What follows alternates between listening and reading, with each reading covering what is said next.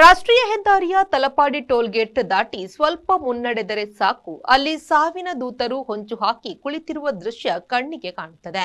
ರಸ್ತೆಯ ಎಡಭಾಗವನ್ನು ಸಂಪೂರ್ಣವಾಗಿ ಆಕ್ರಮಿಸಿಕೊಂಡು ರಾತ್ರಿ ಹಾಗೂ ಹಗಲು ಎನ್ನದೆ ಮನಸೋ ಇಚ್ಛೆ ನಿಲ್ಲಿಸಲಾಗುತ್ತಿರುವ ಘನವಾಹನಗಳು ಇಂದು ಸ್ಥಳೀಯರಿಗೆ ಮತ್ತು ಸವಾರರಿಗೆ ದೊಡ್ಡ ಶಾಪವಾಗಿ ಪರಿಣಮಿಸಿದೆ. ಟೋಲ್ಗೇಟ್ನ ಸಮೀಪವಿರುವ ಹೋಟೆಲ್ಗಳು ಮತ್ತು ಇತರ ವ್ಯಾಪಾರ ಕೇಂದ್ರಗಳಿಗೆ ಬರುವ ಗ್ರಾಹಕರು ಹಾಗೂ ಕಾಸರಗೋಡು ಕಡೆಗೆ ಮರಳುವ ವಾಹನ ಸವಾರರಿಗೆ ಈ ನಿಂತಿರುವ ಬೃಹತ್ ಲಾರಿ ಹಾಗೂ ಕಂಟೈನರ್ಗಳು ಭಾರಿ ಗೋಚರತಾ ತಡೆಯನ್ನು ಉಂಟು ಮಾಡುತ್ತಿವೆ.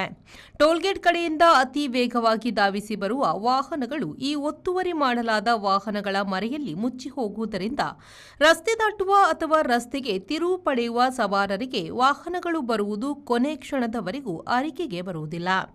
ಪರಿಣಾಮವಾಗಿ ಇಲ್ಲಿ ನಿತ್ಯವೂ ಜೀವಭಯದ ನಡುವೆಯೇ ಪ್ರಯಾಣಿಸುವಂತಾಗಿದ್ದು, ಈಗಾಗಲೇ ಹಲವು ಅಪಘಾತಗಳು ಕೂದಲೆಳೆ ಅಂತರದಲ್ಲಿ ತಪ್ಪಿ ಹೋಗಿವೆ ಎಂದು ಸ್ಥಳೀಯರು ಆಕ್ರೋಶ ವ್ಯಕ್ತಪಡಿಸುತ್ತಿದ್ದಾರೆ.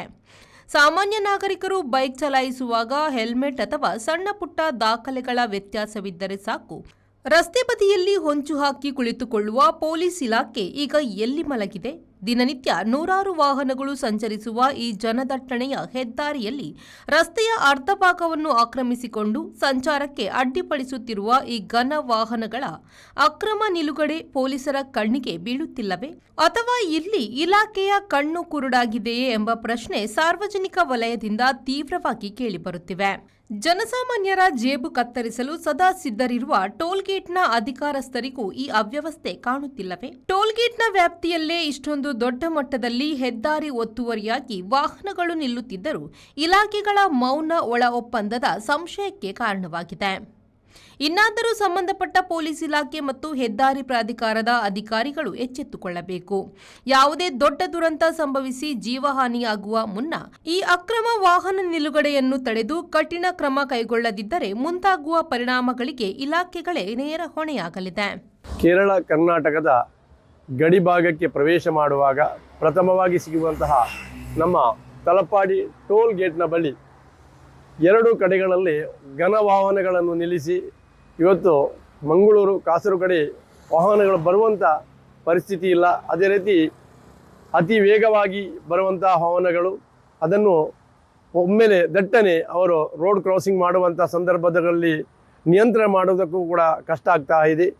ಅದಲ್ಲದೆ ಹೋಟೆಲ್ಗಳಿಂದ ಹೊರಬರುವಂಥ ವಾಹನ ಕೂಡ ಯಾವುದೇ ವೀಕ್ಷಣೆ ಇಲ್ಲದೆ ಆ ಕಡೆ ಈ ಕಡೆ ನೋಡದೆ ದಿಕ್ಕನೆ ರಸ್ತೆಗೆ ಬರುವಂಥ ಪರಿಸ್ಥಿತಿ.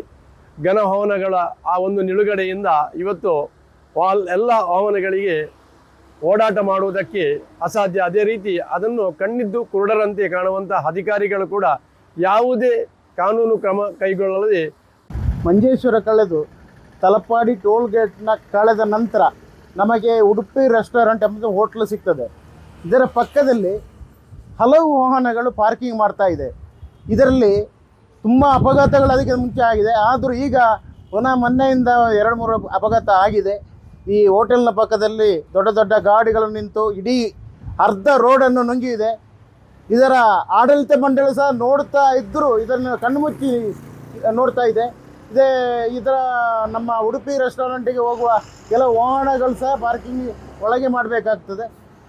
ಈ ಗಾಡಿಗಳನ್ನು ಆದಷ್ಟು ಬೇಗ ತೆರವು ಮಾಡಿ ಇಲ್ಲಿ ಬರುವಂಥ ನಾಗರಿಕರಿಗೆ ಮತ್ತು ಇಲ್ಲಿ ಹೋಗುವಂಥ ಬಸ್ಸುಗಳಿಗೂ ತೊಂದರೆ ಆಗುತ್ತದೆ. ರೋಡಲ್ಲಿ ಹೋಗೋರಿಗೆ ಇಲ್ಲಿ ಮತ್ತು ಸಣ್ಣ ಸಣ್ಣ ಗಾಡಿಗೆ ಬರುವಾಗ ಈ ಗಾಡಿಗಳು ನಿಂತು ಒಳಗೆ ಬರುವಂಥ ಗಾಡಿಗಳು ಅಲ್ಲಿಂದ ಬರುವಾಗ ನಮಗೆ ಕಾಣಲಿಕ್ಕೆ ಸಿಗೋದಿಲ್ಲ. Rehman Udyavara V4 news Manjeshwar.